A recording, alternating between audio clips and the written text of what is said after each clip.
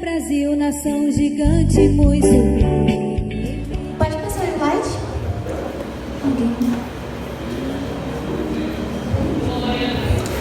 Eu trouxe essa frase de reflexão aos irmãos e ela diz: estou convencido de que, se a igreja voltasse à sua tarefa primordial de proclamar o Evangelho e de converter pessoas a Cristo, ela teria um impacto muito maior nas necessidades sociais, morais e psicológicas dos homens do que qualquer outra coisa que pudesse fazer. Pode passar. Visto isso, irmãos, o que são missões?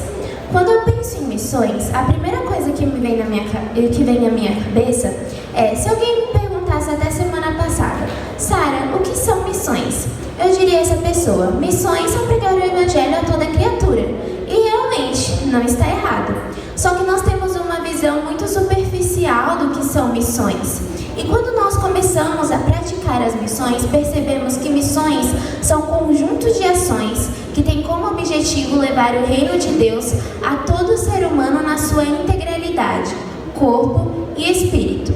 Vou repetir mais uma vez. Missões são um conjunto de ações que têm como objetivo levar o reino de Deus a todo ser humano na sua integralidade, corpo e espírito. Percebam, irmãos, prestem atenção nessa palavra, integralidade. Essa palavra quer dizer que o ser humano é um ser indivisível, com corpo e espírito, ou seja, feito de pó da terra e fôlego da vida. Isso quer dizer, irmãos, que quando nós vamos pregar o Evangelho a uma pessoa, fazer missões, não podemos somente nos importar com a salvação das almas, mas também nos importar com a situação na qual a pessoa está passando. Vamos levar isso para uma maneira mais prática. Imagine que você está voltando do trabalho e você vê um morador de rua. Você decide falar com essa pessoa sobre Jesus e compartilhar sobre o reino dos céus a ela. Aí você vai lá e entrega um folheto a essa pessoa escrito "Jesus te ama". Você diz a ela os seus conceitos, apresenta a ela o Evangelho de fato. E ali, se ela acredita naqueles conceitos, se ela crê em Jesus, ela está salva. Então você já pode ir para casa em paz. Mesmo que ela esteja passando fome, mesmo que ela esteja numa situação de vulnerabilidade e mesmo que ela seja um morador de rua. Ali, irmãos, você não fez a missão por completo. A gente não pode levar a ideia de que podemos evangelizar sem cuidar das pessoas. Isso sugere um evangelho como um conjunto de crenças. E o evangelho não é um conjunto de crenças. O evangelho é o próprio Jesus. Não podemos evangelizar, irmãos, sem cuidar das pessoas. Não podemos somente nos importar com a salvação de almas, mas devemos também nos importar com a situação na qual a pessoa está passando. Não dá para separar o Evangelho da responsabilidade social que nós temos. O Evangelho se destina ao ser humano integral. Pode passar. Aqui eu coloquei algumas características do que são missões na prática. As missões, elas são uma ordem de Jesus a todos os salvos, como diz em Mateus 28, do 18 até o 20, se eu não me engano. Missões, elas não são explicações, são ações. E missões são uma forma de conscientização sobre a realidade atual do mundo. As missões, elas revelam o comprometimento que temos com o reino de Deus. Pode passar. Aqui, irmãos, até agora nós estávamos falando de uma forma bem generalizada sobre missões. Agora a gente vai focar um pouco sobre missões na Bahia. Dito isso, para que a gente entenda o contexto social em que a Bahia está situada hoje, nós precisamos fazer uma viagem ao passado. Então é meio que uma aula de história. Vocês vão ver como tudo se conecta. Nós vamos discutir um pouco sobre a colonização e a escravidão aqui no Brasil, para a gente ver como as religiões de matriz africana impactaram a realidade da Bahia hoje. A escravidão no Brasil se iniciou entre o século XVI com o processo de colonização das terras brasileiras. Então os portugueses eles passaram a cultivar cana-de-açúcar e para isso eles precisavam de mão de obra escrava. Daqui a pouco a gente vai entender que essa mão de obra escrava é a mão de obra africana. Então, a colonização portuguesa no Brasil tinha como principais características econômicas civilizar, exportar, povoar, explorar explorar, povoar, conquistar e dominar. Esses 5 verbos, irmãos, indicam o antropocentrismo, ou seja, o homem como centro de tudo, o homem como um ser ganancioso. Eu disse a vocês que eles precisavam de mão de obra escrava, certo? Então, os africanos eles foram trazidos para o Brasil entre o século XVI e o século XIX, e eles foram trazidos para o Brasil para realizar trabalho forçado em condições precárias. Pode passar. Quando eles chegaram no Brasil, eles sempre deram muito valor à sua própria religião. Então, eles faziam cultos, eles dançavam, eles faziam de tudo para que a religião deles, que eles tinham lá na África, continuasse viva. Então, eles praticavam aquelas religiões como uma forma de resistência mesmo, como uma estratégia de sobrevivência. Porque os europeus, eles tinham um certo preconceito com a religião dos africanos, então eles proibiram os africanos de praticar aquela religião. Mas eles continuavam praticando escondido, mesmo assim eles cultuavam, e isso era uma forma de resistência. Pode passar. A partir de agora, nós vamos entender as religiões predominantes na Bahia. Aqui eu coloquei um gráfico para mostrar para os irmãos, e ali em cima diz, segundo o IBGE, na Bahia, mais da metade da população baiana, cerca de 65%, é católica. E a gente vê que essa parte, se eu não me engano, está vermelha, que eu não consigo enxergar direito daqui, mas é 52,34%, que é a maior parte da população. E a gente percebe que isso é fruto da colonização. Ali a gente tem os 17% que são os sem religião. Então a gente pode considerar essas pessoas que elas não tiveram um encontro com Jesus ainda, elas não foram evangelizadas de fato. A gente tem os 10% que são os evangélicos pentecostais, que não somos a maioria, né? Os 11,54% que são os... Eu não consigo enxergar aqui. Esse 11,54%. Os outros evangélicos, isso. Ali tem o 0,52% que são as religiões afro-brasileiras, que são as religiões de matriz africana, que, como eu disse aos irmãos, eles tentaram resistir de uma certa forma, mas a gente percebe que não são a maioria, né? Bem pouco das religiões são religiões de matriz africana, como o candomblé e muitas outras. Pode? Ah, não. Aqui eu coloquei também uma bandeira da Bahia, tem uma história muito interessante, então se os irmãos quiserem pesquisar depois sobre ela, é bem legal entender.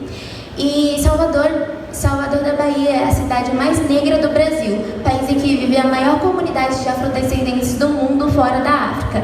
Então a gente percebe que isso também é fruto do tráfico negreiro. Pode passar. Aqui a gente vai entender um pouco sobre o sincretismo religioso, por que ele é tão forte na Bahia. O sincretismo religioso na Bahia decorreu da fusão de duas crenças religiosas, o cristianismo, predominante entre os portugueses, e o candomblé, predominante entre as nações africanas que enviaram escravos para o Brasil. Então, irmãos, o que é o sincretismo religioso? Ele é a fusão de diferentes culturas, como diz aqui, que é o cristianismo e o candomblé. Vamos levar isso de uma forma bem prática. Imaginem uma pessoa que é católica, mas ela acredita em bruxaria, ela acredita no espiritismo e em tantas outras coisas. Às vezes a gente fica até confuso em saber o que essa pessoa realmente de fato acredita.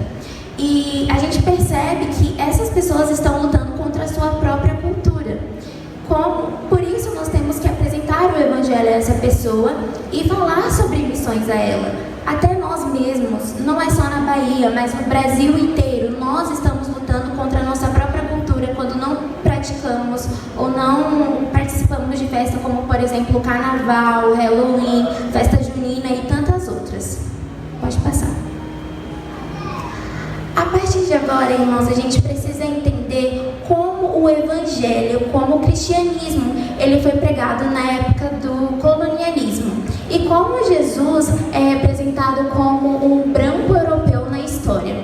Aqui eu trouxe uma obra artística. Essa obra artística ela se chama A Última Ceia, de Leonardo da Vinci, e ela foi criada entre 1452 a 1519. Coincidentemente, entre o mesmo período em que aconteceu a colonização aqui no Brasil. E ela foi considerada uma das obras mais importantes da humanidade. Por quê? Nela, vocês podem perceber que Jesus está sentado com os seus discípulos, e os seus discípulos são todos brancos. Jesus é branco, de olhos azuis, e ele tem o cabelo mais claro. Mas, Sara, qual a problemática de representar Jesus como um homem branco? Ele pode ser branco ou negro. De fato, irmãos, não tem nenhum problema. Até porque nós não sabemos a real cor da pele de Jesus. Por mais que a Bíblia nunca, na verdade, relatou a cor da pele de Jesus, a aparência dele. Então, a gente vê por pesquisas e até mesmo pela ciência que comprova que Jesus de fato é negro, porque não existiam muitos homens brancos na Palestina, não é mesmo? Mas qual é a problemática disso? É que um Jesus branco, reforçava um sistema de classes em que os europeus cristãos brancos ocupavam um nível superior, enquanto aqueles com pele mais escura e populações nativas eram consideravelmente inferiores. Então, enquanto os europeus colonizavam as terras brasileiras, os jesuítas, eles convertiam as populações nativas através de um falso evangelho sustentado por noções de supremacia branca. Ou seja, o problema não é que Jesus está representado como branco ou como negro, mas que Jesus, segundo os europeus, estava a um nível acima das populações nativas e até mesmo dos afrodescendentes, dos africanos, na verdade. Então, um Jesus negro que se junta aos oprimidos naquela época, para os europeus, era considerado uma ameaça ao poder. E isso significa um pouco da intolerância religiosa pelas quais as populações afro-brasileiras passam hoje em dia. Pela proibição das práticas que eles tinham e por tudo, que eles passaram, pelas situações de escravidão que eles passaram, representa que os europeus eram realmente muito preconceituosos. Pode passar. Visto isso, irmãos, eu penso se até hoje existem populações, pessoas que não ouviram de fato o Evangelho como ele realmente é. O Evangelho é puro e simples, não um falso evangelho como foi pregado na época da colonização. Porque os europeus, eles obrigavam as pessoas a praticar a religião católica, porque Jesus, na visão deles, era considerado como superior. Então eles oprimiam as outras religiões, como as religiões de matriz africana, para que eles pudessem praticar o catolicismo. Então eu fico pensando se essas pessoas até hoje pensam que o Evangelho é um Evangelho opressor, quando ele na verdade não é. Aqui eu coloquei algumas dicas de como evangelizar as pessoas que têm outra religião. Então, não reduza o seu evangelho a um debate. Às vezes nós estamos apresentando o evangelho a outra pessoa, nós proponhamos o nosso pensamento, a nossa crença a ela, e de fato, na religião dela, ela também está buscando a verdade. Por isso, ela vai contestar com outras opiniões e ali vai haver um conflito, Assim vai criar um debate, e essa não é a intenção da evangelização, essa não é a intenção das missões, irmãos. Então, não crie um debate com as pessoas na qual você está discutindo sobre o Evangelho. Não reduza o seu Evangelho a um conjunto de crenças. Isso é muito importante, irmãos. Existe uma diferença muito prática entre o que é religião e o que é o Evangelho. O Evangelho é o próprio Jesus. No Evangelho, eu obedeço, por isso eu sou aceito. Em Jesus, eu sou aceito, eu sou amado primeiro. A partir daí, eu começo a amar Jesus e a obedecê-lo. Desenvolva um relacionamento de amizade com essa pessoa, da qual você possa compartilhar com ela sobre Jesus e ela também possa compartilhar com você da religião dela. É claro que você não vai acreditar no que ela está dizendo, mas isso é importante para você respeitar aquela outra religião, entender como funciona, quais são os pensamentos e a prática daquela pessoa, para que você possa apresentar o Evangelho de fato a ela. e dê uma Bíblia de linguagem simples a essa pessoa para que ela possa compreender como Jesus é, aprender sobre ele e conhecer mais a Deus a partir daí. E por último, ore por essa pessoa. Meu Brasil, nação gigante, muito sublime.